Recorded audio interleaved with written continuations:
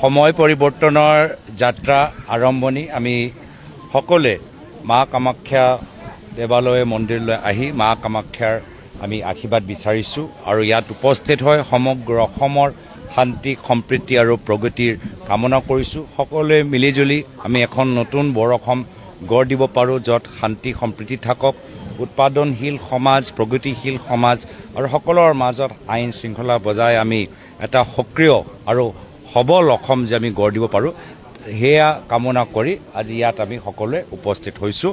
मैं हमारे जितेंद्र सिंह जी है, मैं हमारे इंचार्ज जितेंद्र सिंह जी को 2 शब्द कहने के लिए अनुरोध करता हूँ। आज हमारे प्रदेश कांग्रेस कमेटी के अध्यक्ष गौरव गोगोई जी, हमारे सीएलपी लीडर साहब, हमारे पूर्व अध्यक्ष पिन बोरा जी, हमारे माननीय दोनों हमारे सांसदगण पिन बोरा जी और सभी हमारे जो नेता आज आए हुए हैं, इनने प्रार्थना करी है। इनने आसाम की जनता के लिए, जनता की उन्नति रहे, स्वस्थ रहें और आगे बढ़े आसाम, इसकी हम सबों ने कामना करी है। आज हमारी यात्रा की शुरुआत है और उस यात्रा के अंदर हम आसाम की जनता, आसाम के युवा, आसाम की महिला और पूरे क्षेत्र के आसाम के लोगों के लिए जो आगे क्या उन्नति हो सकती है, हमारी पार्टी आगे क्या उन्नति करेगी, उसकी आज शुरुआत होने वाली है। আমি অসমত যি দুঃশাসন তাৰ অন্ত পেলাই সুশাসনৰ পৰিকল্পনাৰে আমাৰ মা কামাখ্যাৰ শ্ৰীচৰণত আহি আশীৰ্বাদ লৈছোঁ আৰু অসমৰ ৰাইজেও নিশ্চয় আমাক আশীৰ্বাদ কৰিব।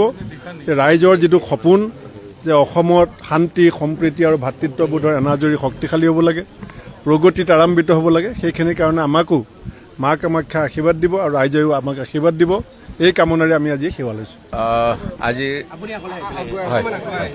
কামাখ্যা মাৰ আশীৰ্বাদ ললোহি, যাতে অসমৰ যি দুখ দুৰ্গতি হৈ আছে ৰাইজৰ আৰু ৰাজ্যৰ যি অৱস্থা তাতকৈ আৰু ভাল হওক আৰু যিকোনো বিপদৰ পৰা আমাৰ ৰাইজক ৰক্ষা কৰক আগন্তুক সময়ত, আৰু সেইটোৱে আমাৰ উদ্দেশ্য। আৰু এই গতিকে আজি আমি কংগ্ৰেছ দলৰ হৈ অসমৰ উন্নয়নৰ কাৰণে ইয়াত সেৱা কৰিলোহি। আমি মহাসংগ্ৰামত অৱতীৰ্ণ হৈছোঁ আমি সকলো, আৰু নীলাচল পাহাৰৰ বাসিনী মা কামাখ্যাৰ ওচৰত আমি কৃপা ভিক্ষা কৰিবৰ কাৰণে আমি সকলো আহিছোঁ। মায়ে যেন আমাক শক্তি দিয়ে আৰু লগতে এই কৃপা আৰু কৰুণা সকলোৰে অসমবাসীক যেন একগোট কৰি আমাৰ সকলো বিভিন্ন ভাষা ভাষী ধৰ্ম জাতি জনগোষ্ঠীৰ মানুহক যাতে সকলোকে কৃপা কৰে আৰু মংগল কাম আমি তেওঁ সকলো মানুহৰে মংগল কামনা কৰি আজি প্ৰাৰ্থনা কৰিবলৈ আহিছিলোঁ। ভাৰতবৰ্ষ তথা গোটেই দেশ বিদেশৰ বিভিন্ন ভক্ত মা কামাখ্যাৰ চৰণত আহে। মা কামাখ্যাই সকলোকে আশীৰ্বাদ দিয়ে আৰু সকলোৰে মনোবাঞ্ছা পূৰ্ণ হয়।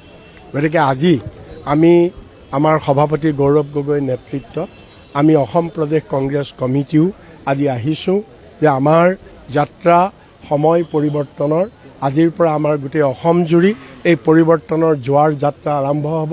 আমি মা কামাখ্যাৰ শ্ৰীচৰণত আমি আজি সেৱা কৰি আশীৰ্বাদ লৈ অসমৰ ৰাইজক এই অন্যায় অত্যাচাৰৰ পৰা যাতে মা কামাখ্যাই উদ্ধাৰ কৰে, আমি এই মা কামাখ্যাৰ চৰণত প্ৰাৰ্থনা জনাইছোঁ।